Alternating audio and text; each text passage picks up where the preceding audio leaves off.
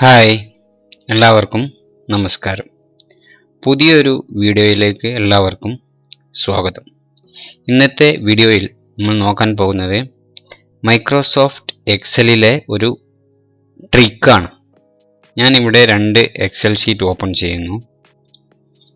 ഇവിടെ എന്തെങ്കിലും ടൈപ്പ് ചെയ്യുന്നു. ഇതേപോലെ നിങ്ങൾക്ക് എന്ത് ടൈപ്പ് ചെയ്താലും ഇവിടെ കാണാൻ പറ്റുന്നുണ്ട്. നമ്പർ ആയാലും ടെക്സ്റ്റ് ആയാലും ടെക്സ്റ്റ്, നമ്പർ, അതേപോലെ നമ്പറുകളും ഇവിടെ ഡിജിറ്റും ഇവിടെ ടൈപ്പ് ചെയ്യുന്നു. എല്ലാം നിങ്ങൾക്ക് ഇവിടെ കാണാൻ പറ്റുന്നുണ്ട്. ഇനി വേറെ ഒരു എക്സൽ ഷീറ്റ് ഓപ്പൺ ചെയ്യുന്നു. അതേപോലെ തന്നെ ഞാൻ ഇവിടെ ടൈപ്പ് ചെയ്യുന്നു. ടൈപ്പ് ചെയ്ത് എൻ്റർ കൊടുക്കുന്നു. ആ ടെക്സ്റ്റ് ഹൈഡ് ആവുകയാണ്, കാണാൻ പറ്റുന്നില്ല. ഇനി നമ്പർ ആയാലും നമ്പറും ടൈപ്പ് ചെയ്ത് നോക്കാം. പക്ഷെ നിങ്ങൾ ആ കോളം സെലക്ട് ചെയ്താൽ നിങ്ങൾക്ക് കാണാൻ പറ്റും ആ ടെക്സ്റ്റ് അവിടെ തന്നെയുണ്ട്. ഈ നമ്പർ നോക്കുകയാണെങ്കിൽ നമ്പറും അവിടെ തന്നെയുണ്ട്. എല്ലാം അവിടെ തന്നെയുണ്ട്, പക്ഷേ നമ്മൾക്ക് കാണാൻ സാധിക്കുന്നില്ല.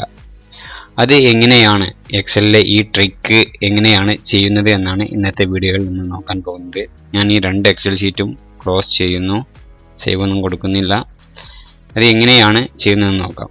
അതിനു മുൻപ് ഒരു കാര്യം, നിങ്ങൾ ഇതുവരെ എൻ്റെ ചാനൽ സബ്സ്ക്രൈബ് ചെയ്തിട്ടില്ല എങ്കിൽ സബ്സ്ക്രൈബ് ചെയ്ത് തൊട്ടടുത്തുള്ള ബെൽ ബട്ടൺ എനാബിൾ ചെയ്യുക.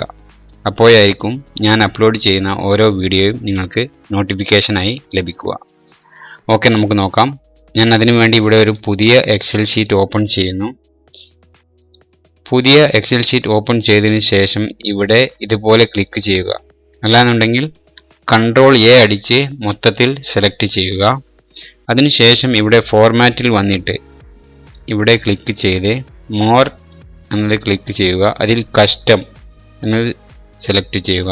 അതിൽ ഇവിടെ ടൈപ്പ് ചെയ്യേണ്ട സ്ഥലത്ത് സെമിക്കോളൻ 3 സെമിക്കോളൻ കൊടുത്ത് ഓക്കെ കൊടുക്കുക. ഇപ്പോൾ നിങ്ങൾക്ക് ഇവിടെ ടൈപ്പ് ആവുന്നത് കാണാൻ പറ്റും. എൻ്റർ കൊടുക്കുന്നു, കാണാൻ പറ്റുന്നില്ല. നമ്പർ കൊടുക്കുന്നു. നേരത്തെ നമ്മൾ നോക്കിയ പോലെ എല്ലാം ഇവിടെ തന്നെ ഉണ്ട്. നമ്പർ എല്ലാം ഇവിടെ തന്നെ ഉണ്ട്. ഇനി നമുക്ക് ഇത് കാണണം എന്നുണ്ടെങ്കിൽ ഇതുപോലെ വീണ്ടും ഈ എക്സലിൽ എവിടെ ടൈപ്പ് ചെയ്താലും ഇതുപോലെ ആയിരിക്കും ഇതിൻ്റെ സ്റ്റാറ്റസ്. നിങ്ങൾ ഈ എക്സൽ ഷീറ്റിൽ എത്ര താഴെ വന്ന് ടൈപ്പ് ചെയ്താലും ഇതുപോലെ തന്നെ ആയിരിക്കും.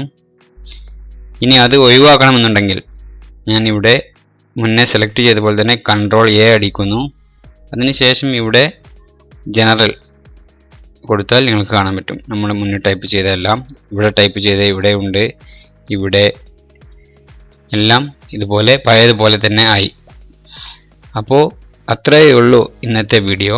എക്സലിലെ ഒരു സിമ്പിൾ ട്രിക്കാണ് ഞാൻ നിങ്ങൾക്ക് ഇന്നത്തെ വീഡിയോയിൽ കാണിച്ചത്. ഇത് നിങ്ങൾക്ക് എല്ലാവർക്കും ഇഷ്ടപ്പെട്ടു കാണുമെന്ന് വിചാരിക്കുന്നു. വീഡിയോ ഇഷ്ടപ്പെട്ടുവെങ്കിൽ ലൈക്ക് ചെയ്യുക.